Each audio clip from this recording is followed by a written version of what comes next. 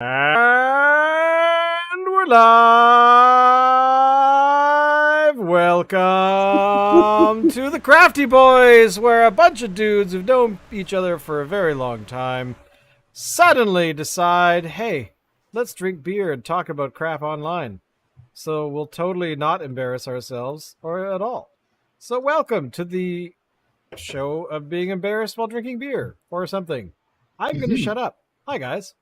How's it going? Hey, I don't know where Locke is. We gave him the link to join. He's having issues or something, or maybe he thinks the show's at 45 minutes from now. But you know what? Hey, we're doing this because Dave needs his beauty sleep. yes. Welcome, guys. How's it going? It's been. We did a show last week, right? Wait. Oh, Yes. whoa. Yes, we did. What? I'm pointing at the screen. Oh, hey, here we go. Boom. Hey. I gotta know what exactly is going on here. Dave has something in his hand already that looks like beer. So, Dave, It's Coke. It's Coke. It's optical Coke. delusion. It's not beer. Okay. Why are you drinking Coke, man? We're live on the internet, and you've got the beer there. Okay. Well, then, all right then. Okay. Locke, welcome, sir. We were concerned that you got lost somewhere on the internet, but I'm glad you're here. I was lost and I made it back. Excellent. All right, so let us talk about the beer because Locke has a fascinating story about how technology is your best friend at all times and never lets you down. Who wants to talk about their beer first? I think Locke needs to. I think can't Locke lead needs with that. to. and He's just- the one on the East Coast. He needs. All right then. All right, we're doing it by priority of coast. Good to hear. Yeah, we're doing it by priority of. Go ahead, tell us all about it. Drinking this evening is something that is about as am I wrong? And has anybody else noticed that there's kind of an 80s fucking retro thing going on right now? I have not noticed this, but do go on. Tell me more. Yes. Sorry, let me be specific. In beer making, is that what you're saying? I mean, in general, the Cold War is back. Guns N' Roses are back. That's a very good point. That's a very good point. Let's not forget Kate Bush. Kate Bush is back. Sorry, what? Wait, what? What? Where have you been, man? So Apparently not paying attention. So this is a product from Great Lakes Brewery. Okay. Called Miami Vice. Uh-huh. I gotta say the can is pretty damn epic. That is like Miami Vice pastiche. It's very synthwave hip. Wow, that's amazing, actually. You get it, Miami Vice. Yep. I gotta say, now that I'm thinking about it, Alan and I have had on the show a couple times the brewery that does that sort of, tongue in cheek, like the Ghostbusters beer and a bunch of other ones, where it's very much that 80s retro appreciation kind of stuff. Anyway, do go on. Tell us about this beer. So, they have a bit of a write-up on the back here. Okay, we're busted. We're calling this beer a Vice. It's not. We're suggesting it's from Miami. We've never even confused. So are we. What we know, it. I think that's a typo. So they didn't take a lot of. They were drunk when they wrote this. We know that it's an American-style take on a traditional German wheat beer, a pale wheat. Rather than a mild hop presence, this baby is packed with Pacific Northwest hops, which is what you would have in Miami because it's part of the Pacific Northwest, right? It's made with pale ale yeast, which doesn't produce the same banana flavor you find in the German Weiss beers. We also know that it goes down smooth and tastes terrific. So what's with the name Miami Vice? It's just something the marketing team came up with.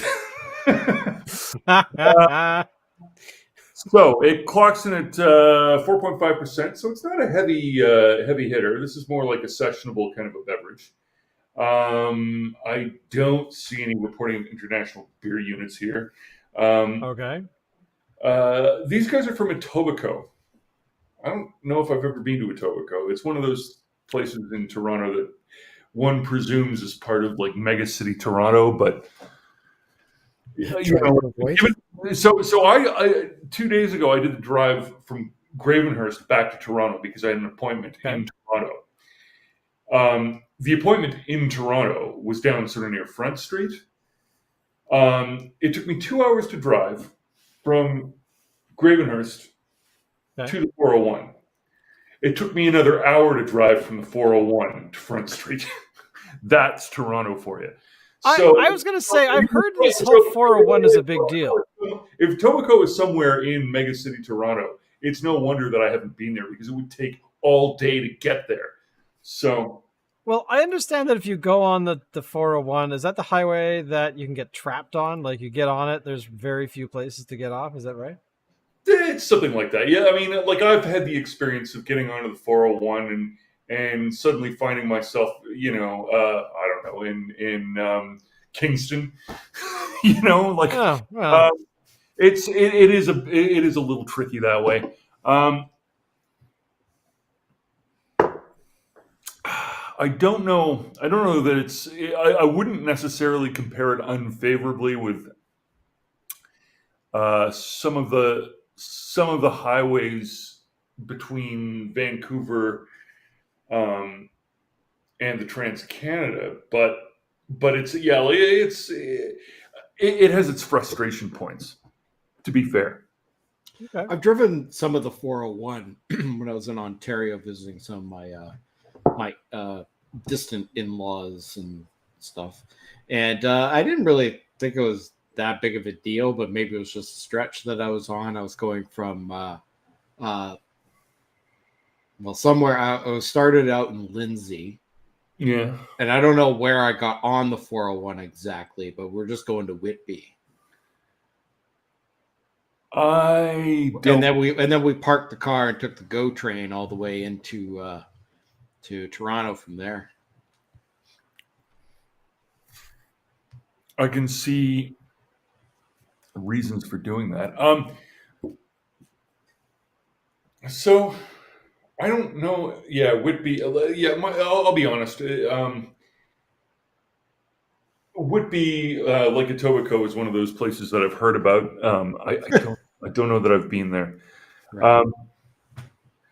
So anyway, it's a place in Ontario. I presume it's sort of in the urban, lower sort of Ontario kind of area, but I don't know that for sure. And if I'm being honest, don't care either. So, what's in this? Yeah, thing? Screw most of Ontario. Malted barley, oats, wheat, hops, and yeast. So they've got a whole cereal bowl of stuff in here. Are they right? Does it taste awesome?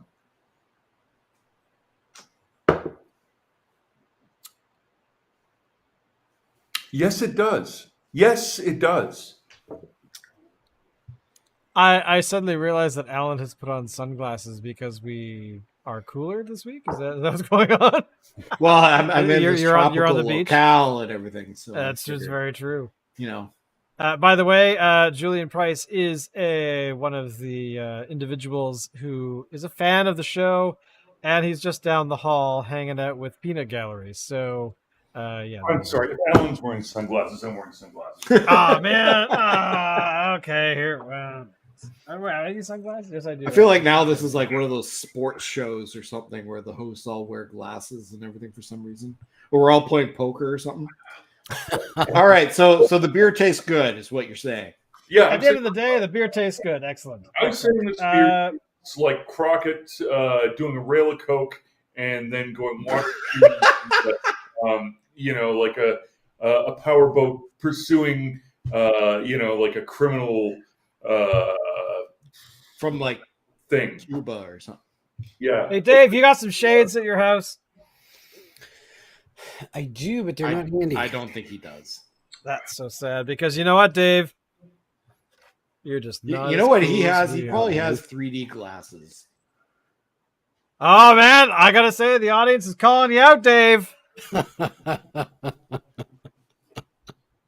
All right, who's So next? this is the new look for the show from here on out. You always have to wear shades. No reason, no point. Who cares?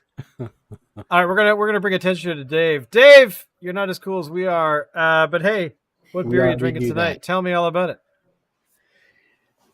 Yeah, I actually been waiting on this one for a bit, but this is I kind of wonder if Locke's done this one actually. Oh, That's this a is- Collective Arts can. You can Yeah, tell by yeah. the Well, I style. have no idea by the art because Cool. They change it, don't they? They do Yeah. change it. Yeah, they do. They do. what is the So, name of the This product? bad boy is Stranger Than Fiction. Stranger Than Fiction. Yes, I have. I don't Stranger Than know Fiction? if their brews are iterative, like they occasionally change up the hops or something like that. But I have definitely had a Stranger Than Fiction. Correct me if I'm wrong. Is this a stout with a fairly sort of imperial kind of? Sorry, what did he say? I missed that. Chug. Dave's Tell us about it. Dave's This is Porter. glasses are newsworthy. It's a porter. Yeah. Okay, so I wasn't completely wrong, just a little bit wrong. Hey, they're not that far different. No. So, by the way, Quantavius Dingleberg wants to know what the best beer is. We've yet to get to that point. We will shortly because Dave is doing his next. Okay. What? Yeah. Tell us all about it.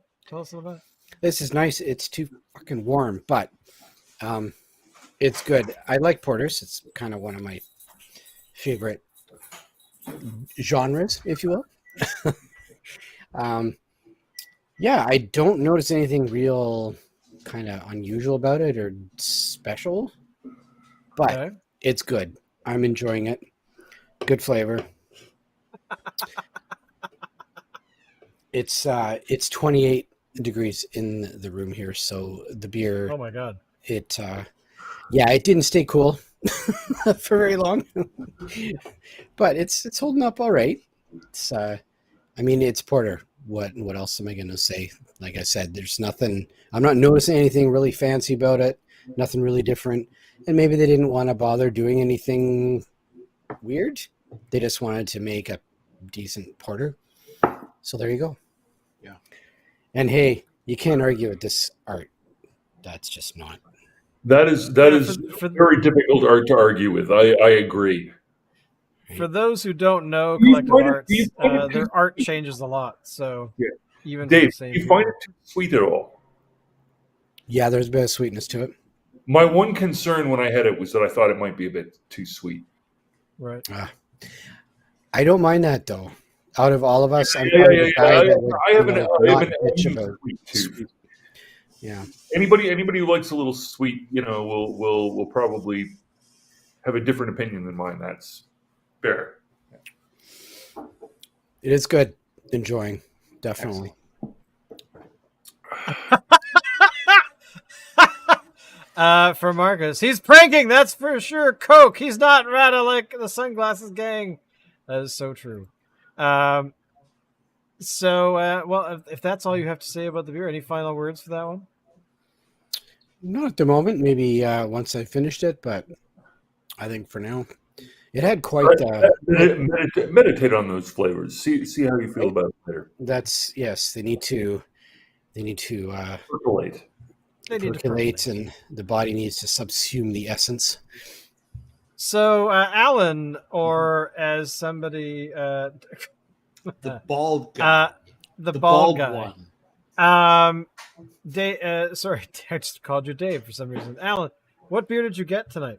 Okay, I'm going to turn down my green screen so that my beer won't Beam out. won't beam out. Your beer But you think that the artwork on your beer is amazing, Dave. Wait till you see what I got here. So this is from Moon Underwater in Victoria. Okay. It is their Daisy Dukes Summer Saison. And check out that artwork. Oh yeah. Okay. All right. Yeah. That's the style a la high school. I can. Incredible. I can get imagine behind. I seeing- could get Being a behind bum inside this of kind of artwork. You know what I'm saying? That was terrible, Alan. That This was is terrible. the beer here poured into the glass. Nothing too special about it. It's basically like a table beer. It tastes good. It's easy drinking. What does it come in here at on the? It's 5.2%. Okay. Not really much to say about it. There's really nothing all that special, but it is really good, quaffable. Just a really good beer. I don't think it's part of their regular run. It's just a seasonal. So I would get on it quick if that's something that you're going to do. But you know what? It's hot as balls here right now. So this is the perfect kind of beer for hot as balls weather, where you maybe want to, sit out on the beach or on the patio or something like that. This beer is perfect for that. So I give it 2 thumbs up. Go get it while you can. And then back to Shane in the studio, who is Back to just Shane in coming the studio. Welcome, boys. I had to go get my beer because it's not hot as balls here. It is currently a warm 29 with my air conditioner running full blast. And last night, I'll tell you after I drink the beer. This beer here, which I can't see because of the sunglasses, is here it is, Life in the Clouds. It is from Collective Arts. Check out that hot artwork, which is basically like Renaissance painting-ish kind of deal, sort of inspired by. Of course, Locke, you're more the expert in art. What era of painting is this? Well, okay, so I think there's something Poussin-esque about the sort of the geometry of the face and how sort of like marble-ish it looks. But then you got this like dripping effect on the side, and that's a modernist touch to what would otherwise be something fairly traditional. The modernist touch, when we put it side by side with the slightly Poussin-esque sort of facial architecture, like that is to say neoclassical sort of facial architecture, kind of makes one think a little bit of Marcel Duchamp and one of his later pieces, which was an installation where he had a sort of a voyeuristic viewpoint where you could look in and see the figure of what appears to be a woman lying somewhere. It's that kind of trickery with the sort of the dripping paint kind of a effect that sort of draws me in that direction, like something with a not real surrealism, but a dash of what the mainstream of the New York art audience would take to be surrealism. Yeah, I would go with that. You're the one with the degree in art. I don't know anything about Life in the Clouds because there's really there's no writing about it on the can. They're So pretty all I know minimalist, is that aren't they? it smells like beer, and I'm about to taste it. So here we go. Basically, by the way, we have a bit of a discussion here going on in the chat. They want us to show us their setup, but I can tell you without even looking. But first, I'm going to talk about the beer. We got a hoppy smell going on. We got a hella lacing on this. Like there's a lot of sticking to the glass here. What style is it, Shane? It is a hazy IPA. Ah. Definitely not filtered. It's got that sort of typical hazy IPA look. It is on the lighter side, so there's not a whole lot of adjunct stuff being put into it. Not a lot of not mild hops. I mean, it's hoppy, but it's not heavy.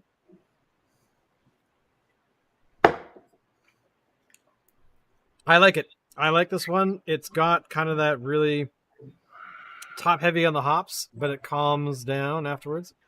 Beer is pog, but setup is more pog. What does pog mean? What does pog mean? I don't know. It's one of those. You darn kids! What does the pog mean? I think Tell me these what guys. pog means, or get off my lawn. I think these guys are family that are messing. It would not surprise me. Yeah, but that's okay because they're here. They said something. I certainly hope. Yeah. I'm you think POG must stand for point of goat. Yeah, like point of view. Right. Goat. Point of go. Point of goat. Actually, wasn't it a little while ago that they were referring to Meryl Streep as the goat, and she didn't know what that meant. She thought it was an insult for a while, but apparently, goat is actually an acronym for greatest of all time. Greatest of all time. Yeah, totally the goat. Yeah. All right, so here we go. My friend's dad makes all the Phillips beer art. That is actually cool because Phillips does do a decent job. That is cool. That is actually very cool. Tell Nathan to go to bed. Okay. Hey Nathan, go to bed. Shut up, Cameron. But anyway, personally, I believe in devil worshipping. Sorry, the beast, baby. But anyway, by the way, Alan's nipples are made from the devil's earlobes. So. Yeah, I don't worship the devil. I'm trying to take his job. Yeah, that's a good point. But overall, the beers today are not too bad. We have a wide variety. Just to let people know, I was on a road trip. I went to Saskatchewan and I bought 5 separate beers. Those beers are sitting in Victoria, ready for Dave and Alan to pick them up. And I will be going to Toronto in the next few weeks, and I'll be taking beer with me to basically just give it to Locke. So there should be 5 beers. So that'll be 5 weeks if we want of Saskatchewan-based stuff. My favorite being from Nokomis, which I'm very sad about and grumpy at the how shall I say, the Peanut Gallery for not letting me buy land in Nokomis, 1 block from the Nokomis Brewery. I'm still sore about this because she's mean to me. She's never nice to me. It's just I'm a put upon type. Sorry, how much land? You were looking at buying land? It was about if I remember correctly, it was an acre and a half, something like that. Okay, all right. It had the original Quonsets, like basically the curling rink on it, and it had a tenant. There was a guy starring in his own pornos. No, no, he had his own a collection of like I want to say classic cars, but essentially he was rebuilding a bunch of cars in that place. So he was doing that and was renting it for as long as he could, I guess. By the way, Al wants to know. Marcus wants to know where you at right now. Was it Bahamas, that kind of area? Are we talking about South Pacific? Dominican Republic. Nice. That's okay because Quantum Fingus Dinkelberg just farted. But that's okay because you can fart in any place that has palm trees and never get in trouble. So, I totally forgot what I was going to say. So, yes, Saskatchewan beer. Hopefully that'll happen. And unfortunately, we won't be doing it live in Saskatchewan. So, moving on to the news of the week. Don't jump in, anybody. What's a story that we were for?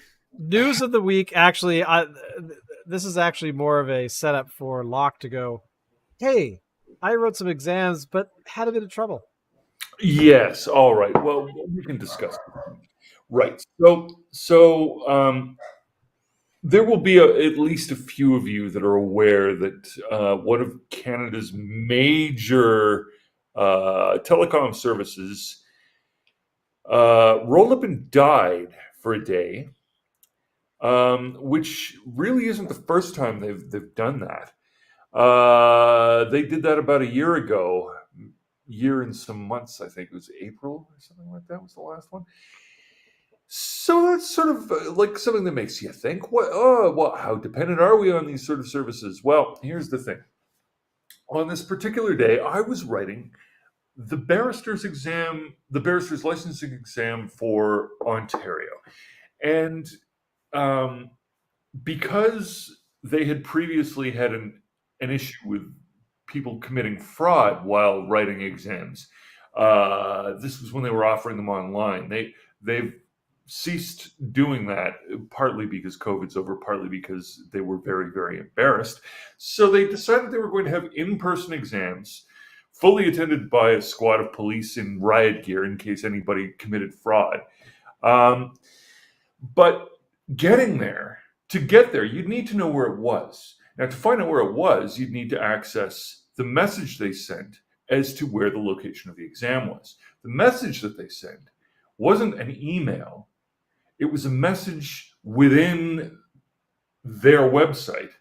So if you'd gotten the notification by email that there was a message, it still wouldn't have the address. So in order to be able to find out where this was, if you hadn't checked in advance and written it down, or otherwise notated it, then on the day of the exam, you would have gotten up in the morning and gone, oh my God, there's no phone service. There's no data service. There's no internet. I get it all through Rogers, so I don't have any internet or any phone. If you were getting there by a cab, now you're not getting there by a cab. If you're getting there by Uber, now you're not getting there by Uber. So my situation was that I got up at something like 5 a.m. because exam day. So, starting early, a little bit of stress. And I look over at my phone and, oh, no data, no signal. That's funny. Well, they'll have it sorted out in a few minutes, won't they? Eventually, I borrowed a car and started driving roughly in the direction of the street name that I remembered being near the location when I'd looked it up on Google 3 days before. And somehow magically managed to drive around until I saw a sign that said barrister's exam this way and went to the exam and wrote the exam. That said, out of 600 seats, I would have gauged that about 200 of them were absent. So evidently there were a bunch of people who did not make that exam. Of all of the days where you could have a complete wipeout of all of your phone, telecom, and data services, if you're a major carrier in Canada, the day where the province in which your head office exists is having a barrister's licensing exam, quite a spot. I don't know how many people will likely beak up about this when the exam results are released, but it was a little bit dramatic, let's say. Yeah, I bet. Well, I got to say that definitely. Well, just to beak off here a little bit about the whole outage when you're trying to do your exam. I don't know if anybody knows this or watching, but definitely the one major problem we've had in this country is that we're paying the most expensive rates for mobile services in the world, and we're so much richer than everybody else. Come on. Well, exactly.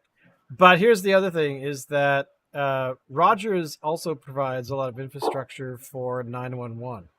Not just the centers where you're dialing into. Yeah, right. But of course, if you ever had a mobile phone, you will know that it says that even if your plan is not paid and you're disconnected from your provider for whatever reason, your 911 calls will still go through regardless.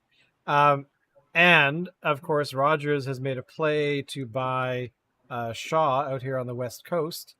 And the problem with that, of course, is that would make them probably the biggest of all the providers. Maybe, I mean, Bell is pretty huge, but in reality, that would basically make them coast to coast. They would have their hooks into pretty much everything.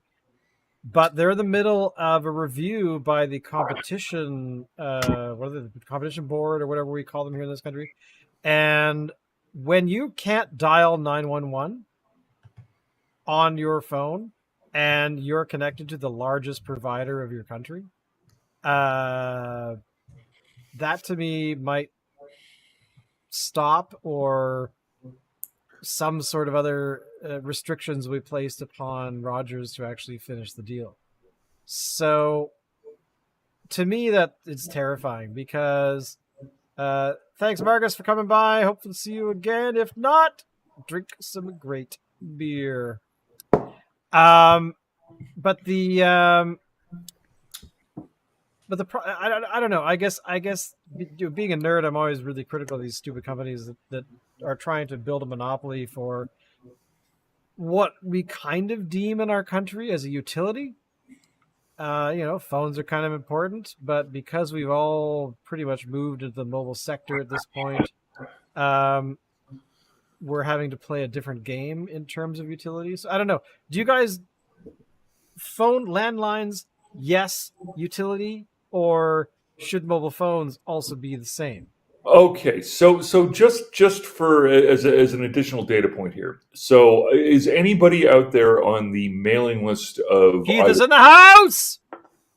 Sorry. Of either Right Now or Lead Now? They're both fucking AstroTurf organizations that do sort of bullshit advocacy campaigns. Right Now are obviously right wing. Lead Now are fucking left wing. I like to track what they're doing because it's good to know what do they say? Keep your friends close and your enemies closer. And I count both of them as enemies because fundamentally I'm absolutely sick of the tennis court bullshit metaphor for politics. It's so dysfunctional, so 1789. You know what I mean? Yeah. But Lead Now have an ongoing campaign right now to lobby for the nationalization of internet services. So don't kid yourself that nobody is actually working on this. There are people trying to lobby to make this happen. Is it a good idea? Let me see. Nationalized internet. What could possibly go wrong? I mean, it's not like the Soviet Union, right? Forced past the post. Get rid of forced. I think they already got rid of forced past the post. Well, I agree, Locke. I mean, this is the thing is that I'm now running into myself, but I'm also seeing people that are running into situations where they are required to have a smart device in order to basically function for, we've seen it in like ticket like sales, that. stuff like that. Well, but more so where there's now a barrier to entry where if you do not have a phone, that is of the smart variety, you're out. You can't. Complete the transaction. Look. So, 21st century, we need to give up on homelessness. Evidently, there's a bunch of fuckers out there that are just too dysfunctional ever to have a home. What we need to be concerned about is phonelessness. Do those people have phones? Right? Well, everything revolves around a phone nowadays, doesn't it? Well, that's the thing is that what you have people who are living on the street that, in theory, don't necessarily can't really afford a phone. Granted, I'm sure there's some sort of subsidies and that kind of thing can happen. But ultimately, let's pretend for a second that every single homeless person out there cannot afford to have a mobile phone that has a smartphone capability with data. Oh, what? But they've got a landline and they're homeless? No. I'm just saying. Because here's the thing: if you are of a person who does not have a mobile phone, and there are people out there that don't at all, they still have a landline. They still can't do these transactions for a variety of things. Like right now, there's the BC vaccine card, which is entirely digital, requires a cell phone.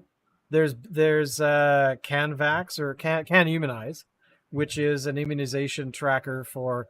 I mean, it was already in existence pre-COVID, became popular for COVID, and now, of course, it's actually kind of handy because I can look at it and go, I know that in 2038 I've got to get my insert vaccine here.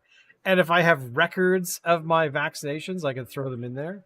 That is a very handy tool for health tracking and stuff like that. barring any arguments against making that stuff entirely digital. But it's getting to that point now where we are running into fundamental issues where there are government services that do not allow you to interact with them unless you have a smartphone.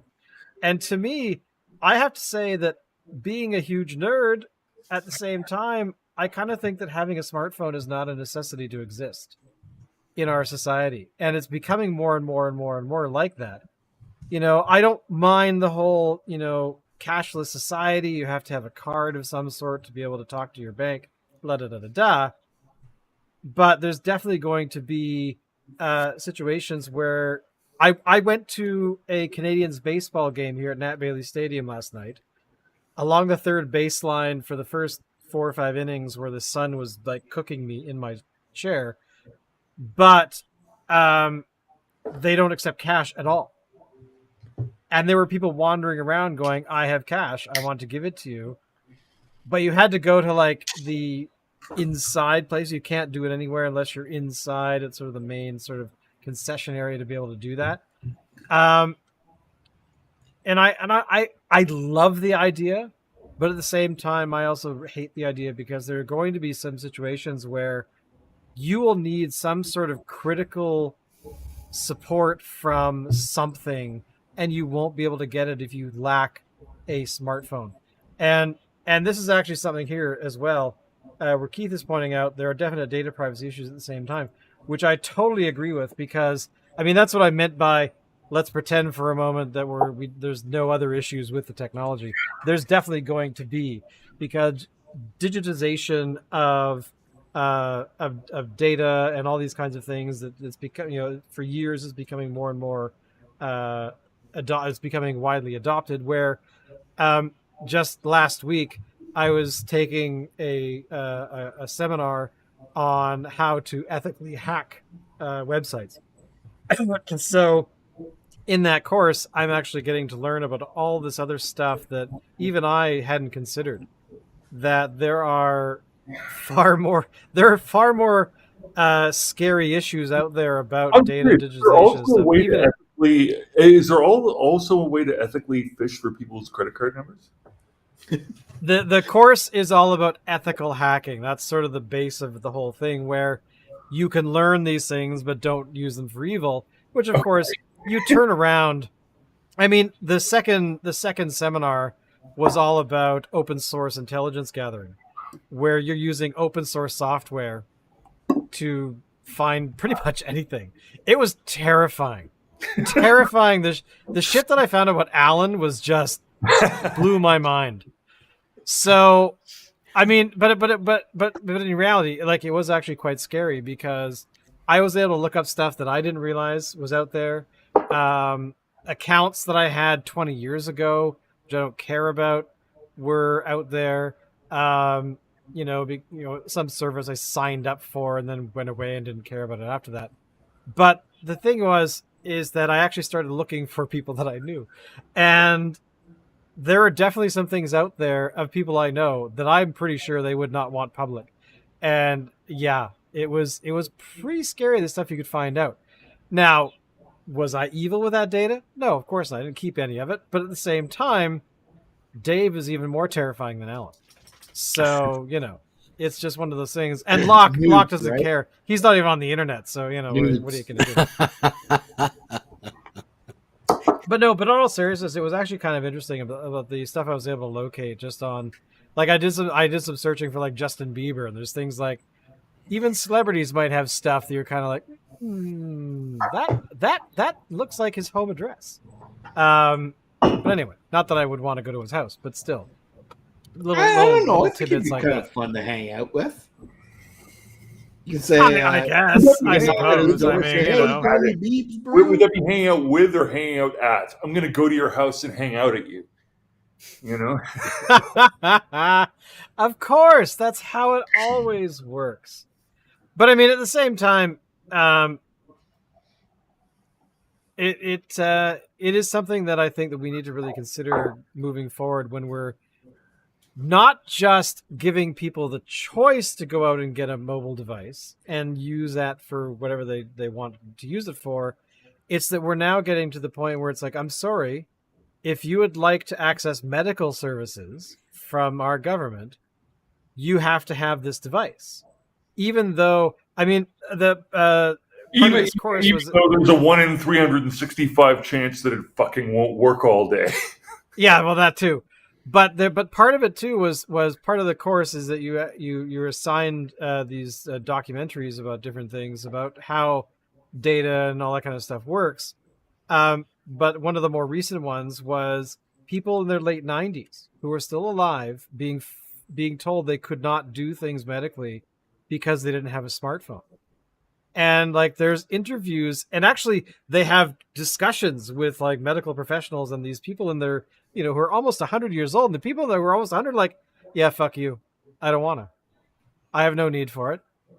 I used to use telegrams. I don't need this fucking device. Like they're just like, I'm sorry, I'm 96 years old. I don't care. Just give me the thing I need and fuck off. Wrong direction. You're a bunch of youthful idiots who think that you're on top of what you're doing and you're not. Do not drag me down with you along the road to digital servitude. Fuck off.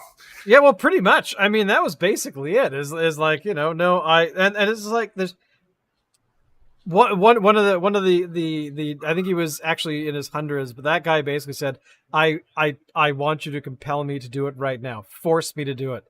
And the people were like, we can't. And he said, I knew people who were members of the Gestapo. You're fucking pussies. Like it was like, it's like you want me to do the thing, and I'm telling you, sit on it and rotate. Give me the services now.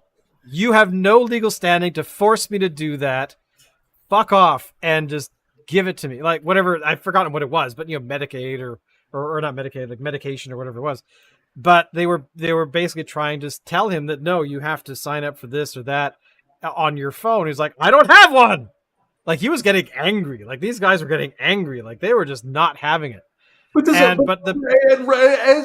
they should. I mean, look at the fact that the embarrassing thing is that 2 decades younger and they don't get angry. Maybe it's because they're fucking hippies or something. But like. Nobody likes it when the younger generation tells them what to do. Yeah, but nobody likes it when their secretary tells them what to do either. And that's the fucking actual situation with any of these fucking companies in Silicon Valley coming up with protocols that now like now you have to do it this way. Now you have to do it that way. Oh, no. You can't use the product that you mastered and were talented and effective with a decade ago. Now it's a service, so whenever we decide to move around the fucking menus, no, you just enjoy that, don't you? Yeah, you smile and take it. Well, I mean, the outrage from Facebook changes, right? You add value by your decades of experience in negotiating with like blue chip companies. Oh, no. You can't do that anymore without first learning all about our new protocol with how to save a document in Word. That's how you're going to spend your day. I know normally you make $1,000 an hour, but now you're going to spend that $1,000 an hour learning our program because that's how it's going to work. Yeah?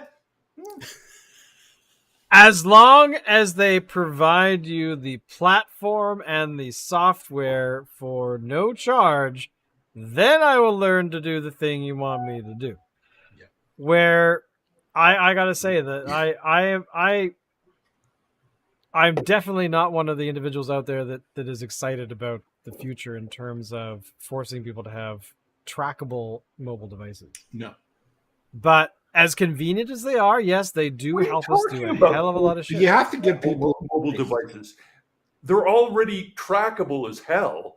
I know. Well, yeah. But forcing you doesn't mean that the uptake isn't like 97%. Oh no, I'm not saying that the uptake and adoption of mobile devices is not a thing. As far as the trackability is concerned, that's a done deal. It's like you You don't even to acknowledge that you are accepting that as long as it's on, it's paying cell towers. As long as it's paying cell towers and it can get as many as 3, it knows exactly where you fucking are.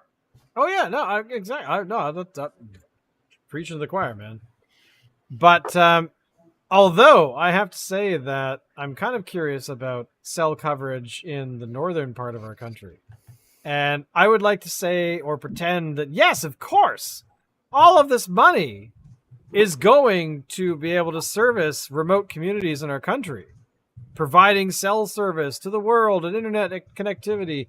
Is that happening? Hell no. It's not. And it sucks. But again, as of not 2 weeks ago, 3 weeks ago, we're still we are paying the most in the entire world for data services entirely. How dependent are we on satellites now? In terms of what we pay as Canadians, let's say a couple of funny you mentioned that, because a couple of honest words about Canada. You know, if it weren't for the invention of air traffic, what would our country look like? We're more of an archipelago of cities within a tundra, like it's like a desert or a sea, than we are just some massive contiguous piece of land that's all perfectly habitable. Well, I mean, here's the thing: the fact that we pay more is probably partly due to the fact that our population centers are massively spread out, and that exactly, there's fuck all of nothing. Yeah, but that's why you have, under the guise of humanitarian saving everyone or something, you have 3 billionaires right now, or for the past decade, that have been trying to build and provide satellite-based technology for remote communities. So if you look at you have Bezos, you have Branson, and Musk. Those 3 guys have started companies that are trying to provide wireless service from space to have the internet. And the problem with that is what's been going on is that traditionally satellites are way the hell out in space. Like we're talking, thousands of miles away kind of thing, and tens of thousands. But all of these other services are low orbit. So they're like a maximum of, I think, 250 kilometers or something. So the big problem is, Keith, don't tell people that. Rocks and trees and rocks and water. Shut up about the water. Our reservoir is full in the lower mainland, I'll have you know. But basically... full of what? Mud and dead beavers. But essentially, the fact that we have these satellites that are like low orbit, you think is a good idea. The latency is pretty low. Speaking of trees and rocks, that's one of the problems with satellite connectivity, is that you have a tree in the way and it dies. But the other half of that is that you have low orbit garbage. So as time is going on, like Starlink, for example, has got like a few thousand satellites around the entire globe, and it's just a starting company. Which reminds me, by the way, Starlink, I think in Canada, if you can get it in Canada, it's at least $150 a month for it. But essentially, US. But here's the thing: is that we're causing other problems where we have so much garbage in our orbit now, of which I think something stupid like 95% of it is dead, right? They were going to blow up a satellite. Yeah, that was their plan. And the fucking space garbage from the wreckage of that explosion is now all orbiting along with everything else at speeds at which, if it hits something, now you've got another fucked satellite. Hits it hard enough. Yeah. How much does it take for that to explode? Now you got a further problem.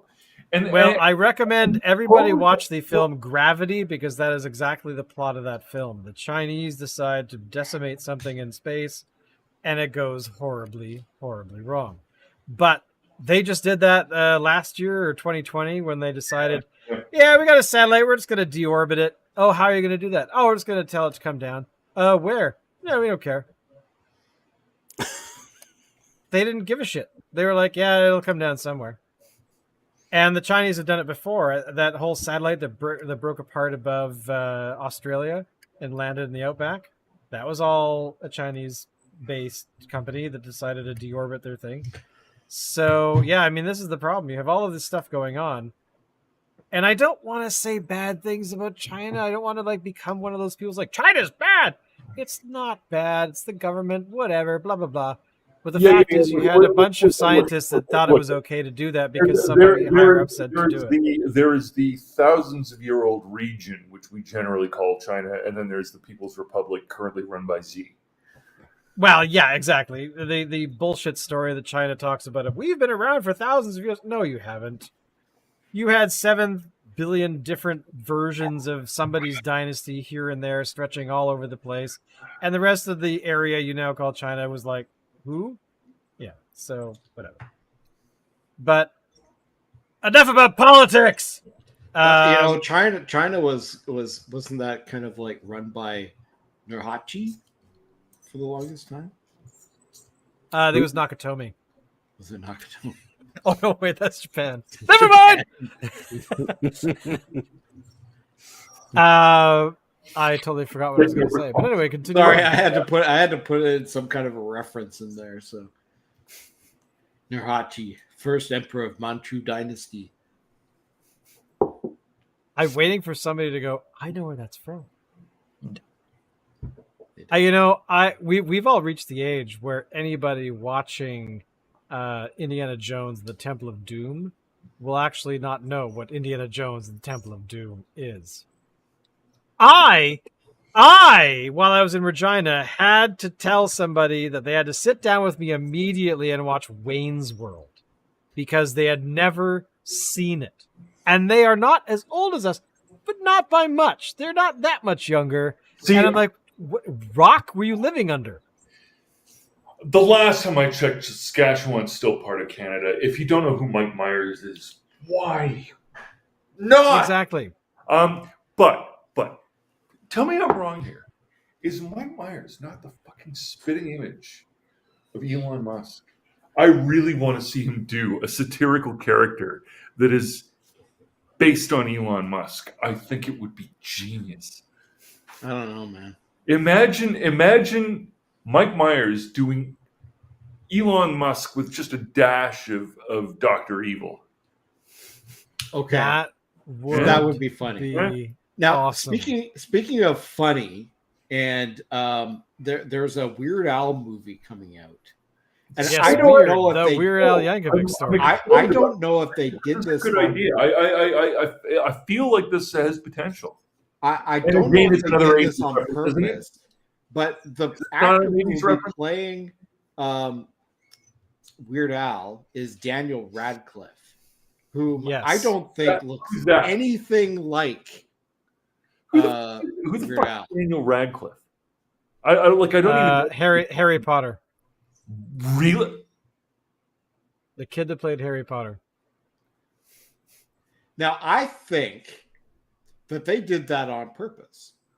That they chose somebody who doesn't look like Al on purpose to add to the humor. Maybe Daniel Radcliffe does not scream Weird Al to me. Elijah Woods could look like Weird Al more like than him. Well, it's funny you say that because I mean, you'd have to do an they often get mistaken for being the same person. Radcliffe and Elijah Wood. Elijah Wood, yeah. I think one of those I think that's because one was in Harry Potter, one was in Lord of the Rings, and they were both out at the same time. By the way, I want everyone here in the show to say hi to Harry LeBerry. Hey. Keith, by the way, even though it's on Hulu, I gather there's a shorter time period being planned for Hulu-based programming to appear on Disney Plus. Just so you're aware, because apparently Disney owns Hulu, which we all knew, but they're moving stuff to Disney Plus fairly quickly. Complete aside. But Daniel Radcliffe and Elijah Wood do supposedly get confused, not themselves. People confuse them for everybody or for each other. So who should play? Apparently confuse him for the Weird Al Yankovic. So who? I mean, I'm willing to wait to pass judgment, but I mean, when I think of actors to play, if you give somebody a long permed wig, yeah, and a cheesy mustache, you'll have Weird Al Yankovic and a Hawaiian shirt. I'm actually looking have like any for like a press photograph photos of or him. anything? I'm looking for one right now because I'm very curious myself. So I think I've seen one, but it was from a distance. I'm trying to find one where he is. But doesn't Daniel Radcliffe have like a British accent? Well, I'm sure he's not going to do fucking anything. Elijah Wood, but like maybe he could do a British accent, you know? Like, sorry, it depends on British. I suppose if Millie Bobby Brown can do an American accent, Scots, I sort of doing a Scots accent. Well, don't forget, Millie Bobby Brown from Stranger Things is technically Spanish. Is she? She was raised in Spain for quite a while, and then she moved to the UK. Her parents moved to the UK. She's seriously okay, so and Shane, how can you not know that like Kate Bush is back when that's like the big song or one of the big songs in the latest season of Stranger Things? I have only seen the first season of Stranger Things. Oh, well, that would be why. Excuse me. What are you saving up or something? Well, here's the thing: we burned through it, and then we got into Homeland, and we just haven't gone back. Homeland, and then a bunch of other stuff. Bosch, by the way, great series on thing. By the way, here's some more stuff. I like the fact that the guy in Bosch looks like George Papard. That's about the extent of my Bosch. Bosch is now in season 8, by the way, if anyone cares. Christ's sake, season 8. It did 7 seasons as Bosch, and now it is called Bosch Legacy. It's actually a separate series. But that's neither here nor there. I'm trying to find the actual thing I want to share here. One sec. Looks like Elijah Wood is actually American. Elijah Wood is American. Danny Radcliffe is British. So here you go. So this is a side-by-side. They're not the same age, unfortunately. This is just a side-by-side of whatever Weird Al was doing at the time. Yeah. But if you look at Weird Al from the 80s, they are very, very similar. That's not bad. So just try to picture Weird Al as being a lot younger. I don't know how far into the future, like how does it just cover in the 80s? But... I'm sorry, but the eyebrows are wrong. Those filmmakers. Well, I mean, it's not going to be like an exact double. By the way, but boys... You're a proper makeup department. You do the eyebrows, don't you? Oh, of course. By the way, The Boys, is really good. I've only watched the first season. So again, I got distracted. The style of writing that I was very into when it first came out at the pen of Adam Warren. Since then, there have been a million Adam Warren clones trying to do what he does. And what I will give this guy, who I gather is Irish, the writer, as Adam Warren clones, he captures Adam Warren's style very well. Okay. And sorry, for the kids of us who don't know who Adam Warren is, who's Adam Warren? Adam Warren, back in 1989, I think, started doing a manga series called Dirty Pair.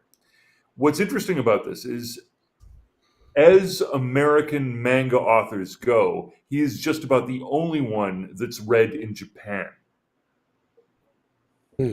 Is Adam Warren? Adam Warren's not the. No, that's something else. Okay, sorry. What did Adam Warren create? So Adam Warren's titles are The Dirty Pair, Gen 13. I think he was mostly writing on that, not doing the art. His art is fantastic, by the way. Gen 13, Adam Warren, Empowered is his latest title. He did a Teen Titans one-off that was fucking gorgeous, like some of the best art he's ever done. And the story was good too. I'm normally a guy that hates comic books, and I fucking loathe superheroes. And that is why I vibe off of Adam Warren, and that is why he is so appropriate as a model for people writing for something satirizing the obsession that's grown since the bankruptcy case of Marvel, and how it landed in the hands of, frankly, their plastic toy producer. And their plastic toy producer was like, the reason we think that we have the winning case here for how this Chapter 11 bankruptcy should end is that we want to turn what is ultimately an American franchise that's being highly successful and is a part of American culture. We want to take it to the cinema. We want to make feature films. And my God, did they. At this point, it is the most ubiquitous brand in feature filmmaking, and it's bled into TV as well. Do I generally like the Marvel Universe? I will admit, Guardians of the Galaxy had me. I enjoyed the fuck out of that. But in general, no, I don't like superheroes generally. I think it's a silly concept. Not my cup of tea. But have you ever seen the movie Kick-Ass? Takes it to task in terms of why are Americans obsessed with the idea of the superhero, and what does it mean to have extra powers in what is broadly advertised as an egalitarian society? Alan got so heated Is he left. advertising just a big fucking lie? Well, probably, right? I have a feeling it's because Americans in general feel so completely disempowered. I was going to ask Locke, have you ever seen the movie Kick-Ass? I can't remember. What is it about? It is about a kid who likes comic books, likes superheroes and stuff. And he's like, why doesn't anybody do that in real life? So he makes himself a superhero costume, goes out, gets his ass kicked, and he's dealing with sort of like getting his ass kicked and all that. Meanwhile, there is Nicolas Cage and his daughter, and they're actual superheroes, like vigilante superheroes. And like the daughter, I can't remember the actress's name. She's so talented. She's probably 10 years old at the something time. or other, something. Yeah, I know what you're talking about. And I mean, she is really talented, and it's a funny movie. It's hilarious, and she just is so, like, kicks ass She's a ninja. as a 10-year-old. Sorry. Well, the Kick-Ass comic was ran for what, 6-7 years, something like that. Yeah. So there's a lot. It's actually got the movie is cool. They did it really really well, and they cast it reasonably well. But I didn't really like the end part. I thought it was kind of drawn out with Nicolas Cage. Well, that's the thing, Not is to that give away they the tried to spoilers, put Drawn out so as part much of in that. Cage's brand nowadays, but yeah. Yeah. But anyway, if you don't like superheroes, even though this is a kind of a superhero movie, I think you'd dig it. It's actually it's good.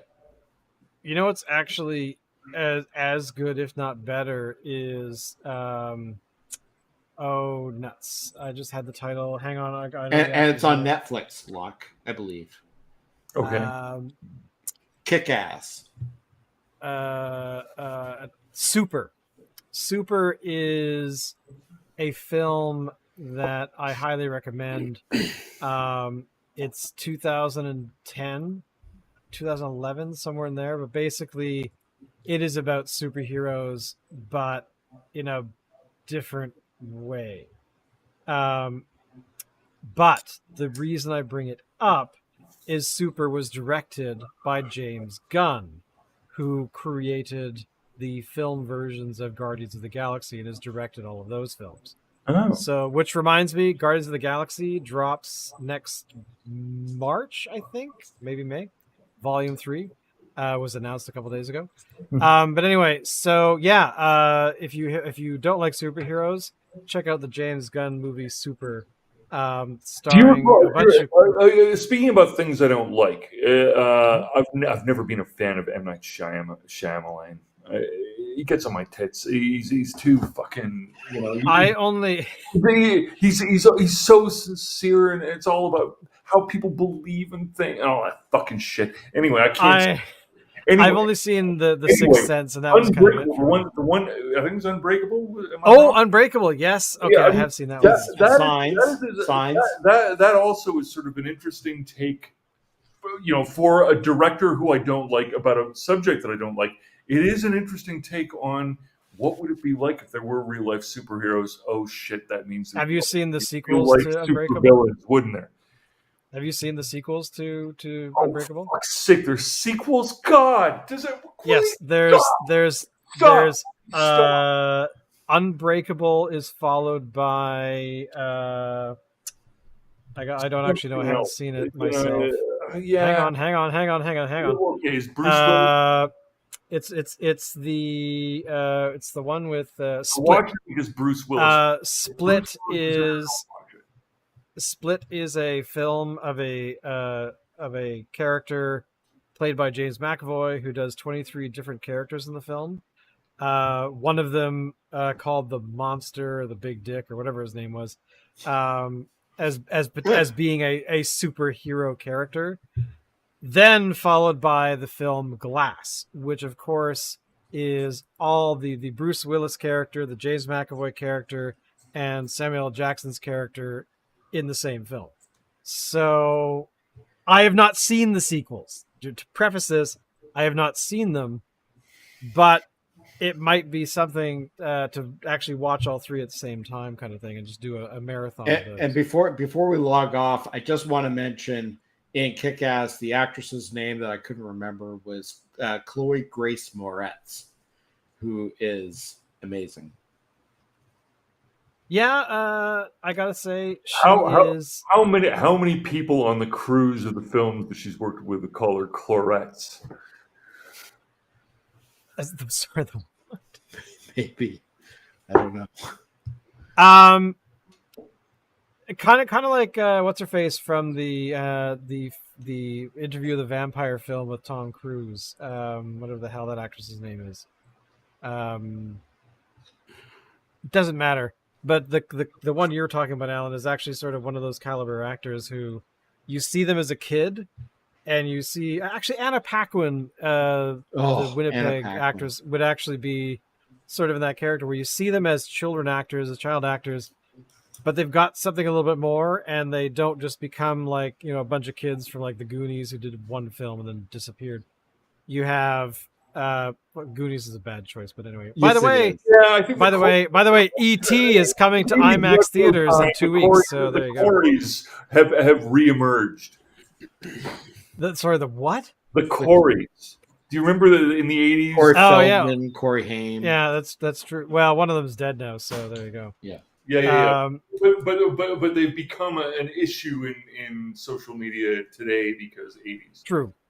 Because 80s. Well, and from what I understand, very good on them good on the remaining Corey to do that. Yeah. Anyway, as Alan was pointing out, we have been streaming for just over an hour, and we're all tired, need to go to bed because Locke is in the Eastern time zone. And Dave is like, Dave, when Dave if stops Dave talking, doesn't get off the street, know soon, he's he's going to asleep. turn into a pumpkin. That's true, because that we've seen it happen, and it's really ugly. If you've ever seen a werewolf I'm a great change fucking into a pumpkin. werewolf,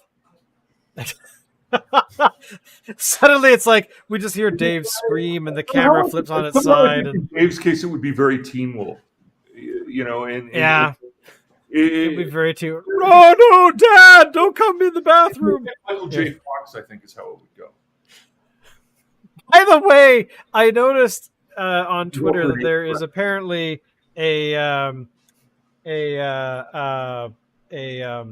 Teen Wolf movie coming out that is an offshoot of the Teen Wolf TV series, which is a thing apparently. So I don't actually. There's apparently a Teen Wolf TV show. I'm never going to watch it, but I noticed it was a big deal. They made a movie, and I'm like, I'm sorry, they already made a movie. Like the movie's long gone and done. The TV show is based off the movie. This would be like if somebody came along and went, "Oh, somebody should make Buffy the Vampire Slayer into a movie." You know what's sad about that statement you just made? They are rebooting Buffy the Vampire Slayer.